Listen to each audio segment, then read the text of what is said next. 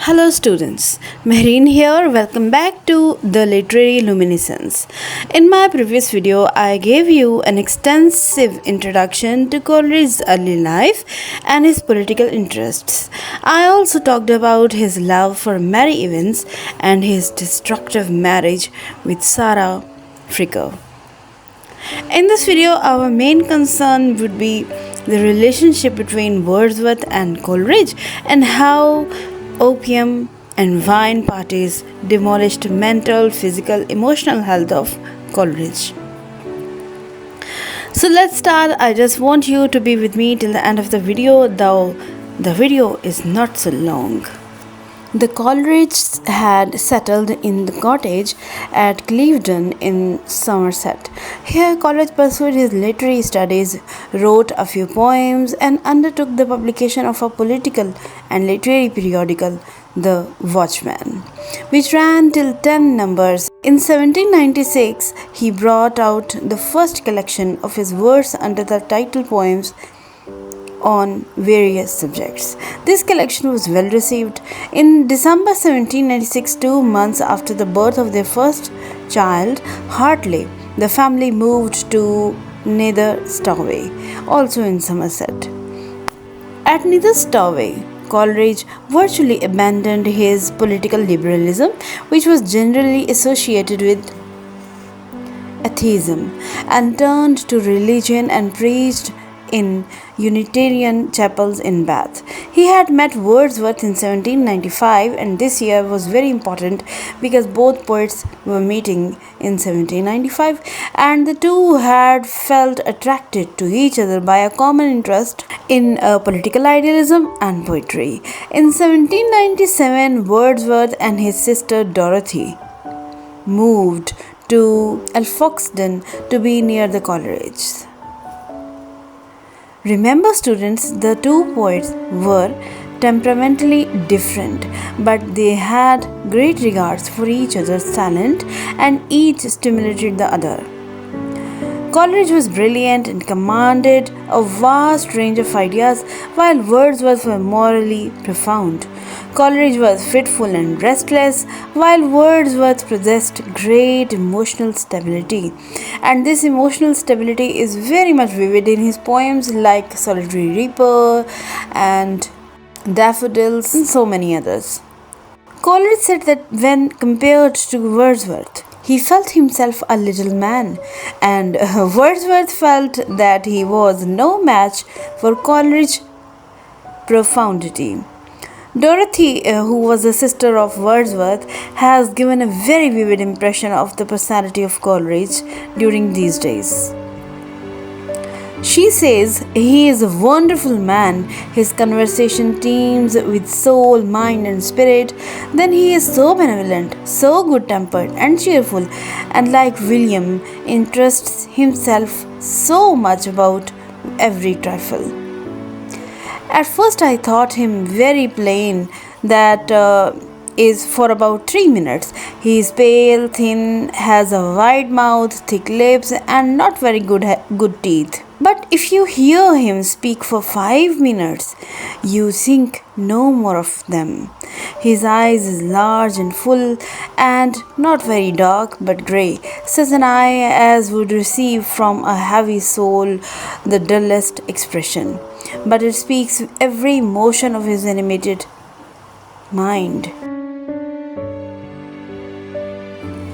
In the company of the Wordsworths, Coleridge found the mental peace, security and environmental harmony that had dogged him throughout his life. Leaving aside that first few years of his childhood, he had never experienced the warmth of affection. But this is what the company of the Wordsworths provided him with.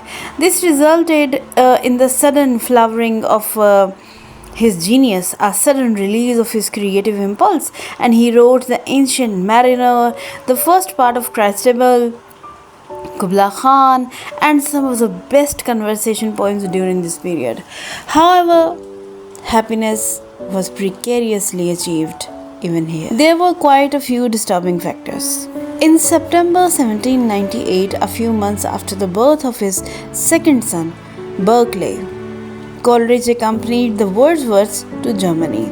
Now, they wanted to learn German and pursue a serious study of the literature and philosophy of that country. In their absence, the first edition of Lyrical Ballads, a joint venture of Wordsworth and Coleridge, was published.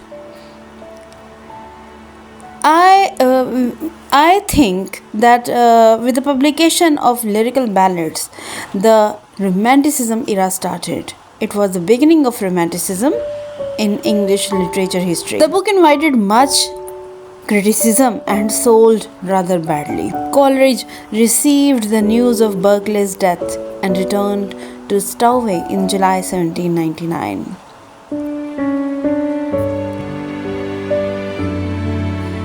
When they were at Germany, Coleridge received the news of Berkeley's death and returned to Stowaway in July 1799.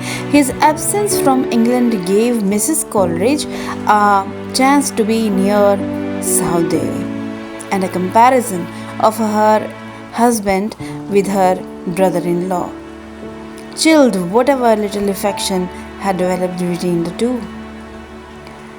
I hope so you would have remembered Mr. Southey. I have given a complete introduction of Mr. Southey in my previous video. Please go and check that. Now there was another tumultuous episode between Sarah Fricker and Mr. Coleridge. After their return from Germany, the Wordsworths stayed at a farm near Durham with the family of Mary Hutchinson, who was Wordsworth's future wife. And remember, students, Mary Hutchinson had a sister whose name was Sarah Hutchinson. Now here Coleridge and Wordsworth both are together, and they are togetherly staying at Hutchinson's farmhouse. Coleridge went to meet them and saw for the first time Sarah Hutchinson, Mary's sister, and immediately fell in love with her. Now remember, students, that right now Coleridge is married to Sarah Fricker, and now he has fallen in love with Sarah Hutchinson, who is the sister of Mary Hutchinson. He also saw the Lake District and was greatly impressed by its scenic beauty. Sarah was a young lady of great understanding and sympathy, and could Coleridge marry her, his future would have been happier, securer, and more fruitful. But since he held the sanctity of his marriage with Sarah Fricker and could not even think of divorcing her, his passion for Sarah Hutchinson only added to his misery. He returned to London to engage himself in political journalism for Morning Post, but gave it up early in 1800. In the summer of 1800, the family moved to Greta Hall, where the third child, Derwent, was born. Wordsworth was then living at Grasmere. The two met very often, but the inspiration the two had derived from each other while they were at Stowaway was never to be felt again by either of them. This adversely affected the quality of their poetry. Coleridge resumed Christabel and wrote its second part, but it is definitely inferior to the first part, which had been written in 1797. Coleridge's health had always been fragile. He was persistently fighting with spasms in the stomach. Someone had suggested the use of opium as an anodyne, and he had occasionally been taking it since 1796. After he again fell ill in 1801, he got addicted to it. The domestic scene had also become more strife-ridden, so he was often highly dejected. In order to drown his melancholy, Apart from taking opium, he took recourse to metaphysics and abstract philosophy. His views about life, nature, and politics underwent radical change.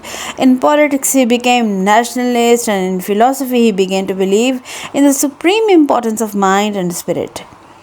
But his philosophic meditations stiffed his poetic impulses, and he began to feel that poet in him was dying. The loss of the shaping spirit of imagination is bewailed in his last great poem, Dejection and Ode, originally written as a verse letter to Sarah Hutchinson. Dejection Ode was written in April 1802.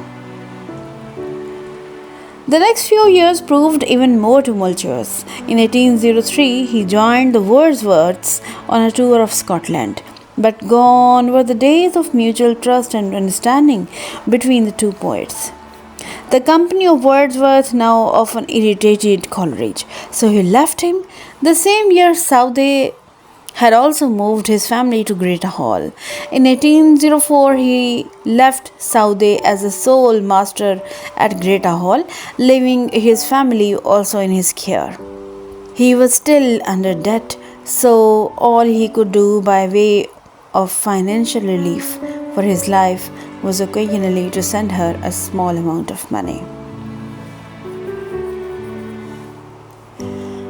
Coleridge spent the next 3 years of his life in Malta and Italy. His health as well as his finances continued to be poor. His addiction to opium became irremediable. He developed unhealthy fatness and started looking prematurely old. When he returned to England in 1807, Dorothy Wordsworth, who was the sister of William Wordsworth, who had always been one of the greatest admirers, was justifiably shocked to see Coleridge. He himself felt irresolute and unhappy and was often given to long fits of self-reproach and self-pity. In 1808, he delivered some extempore lectures at Royal Society, but he could not command that free and eloquent movement of thought his friends admired in him. In 1808, he stayed with the Wordsworths at Grasmere, where he also enjoyed the company of his recent friends and benefactor, De Quincey. In 1809, he started editing The Friend, a journal designed to expound the principles of politics, morality, and poetry. The Friend was too intellectual to be a financial success, but the way Coleridge struggled to keep it going was really admirable. Sarah Hutchinson here helped him in this task with devoted patience. Till exhausted by the strain, she left Grasmere for Wales in 1810. The Friend lasted 4 months until March 1810. The initial warmth of friendship between Coleridge and Wordsworth had already cooled down considerably, but in 1810 there took place a serious quarrel between the two of them. Here I would like to tell you something about Mr. Basil Montagu, who was a mutual friend of both. Coleridge had returned to London with Basil Montagu, a friend of Wordsworth and Coleridge. Montagu referred to Wordsworth having spoken of Coleridge as a rotten drunkard and an absolute nuisance in the family. Coleridge felt hurt and broke with him in anger. Wordsworth denied that he had used these terms of abuse, and there was made a formal effort at reconciliation, but their friendship had been damaged beyond repair. This was a great blow, and Coleridge was visibly depressed. However, he continued to work at journalism and lectured on Shakespeare, Milton, and various aspects of philosophy. He had written a play which name was Osorio in 1797. It was now revised as Remorse and presented in Drury Lane Theatre, London, where it ran for 20 nights. In 1813, he moved to Bristol and delivered some more lectures. He also began dictating a preface which was published in 1817 as Biographia Literaria. In 1816, Coleridge went to stay at Highgate, London as a patient of Dr. James Gilman. Dr. Gilman proved a worthy friend, and along with his wife, he gave Coleridge the much needed understanding, affection, sympathy, and a home for the rest of his life. Coleridge could never give up opium completely. But with the help of Dr. Gilman, he was able to reduce its consumption.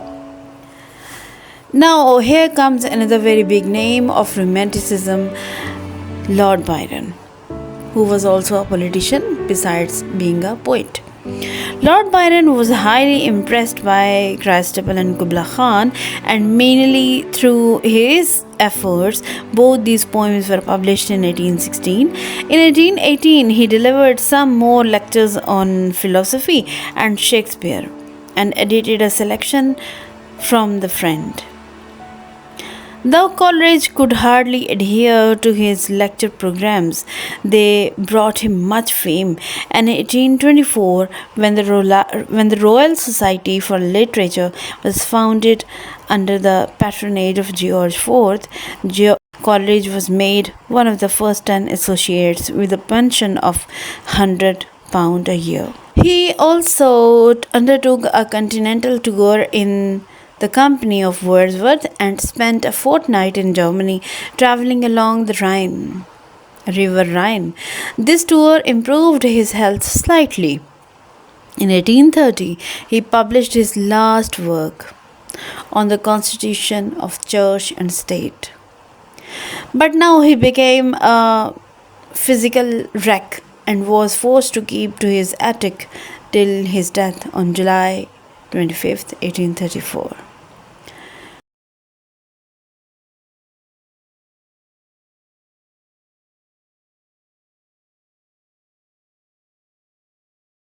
Coleridge's life was full of vicissitudes, and from many points of view, he was a singularly unfortunate man. He left many of his works incomplete, but whatever he wrote is just brilliant. His talk was always fascinating and persuasive. Wordsworth spoke of him as the most wonderful man that he had ever known. Charles Lamb said that he had never seen his likeness, nor probably the world can see it again. His personality leaps at us from almost every page he wrote. With the end of Coleridge's life, here my video comes to end too. I appreciate your efforts to be with me till this point of the video. For more such content, keep subscribing to my channel, keep sharing my videos, and thanks for being with me for such a long time.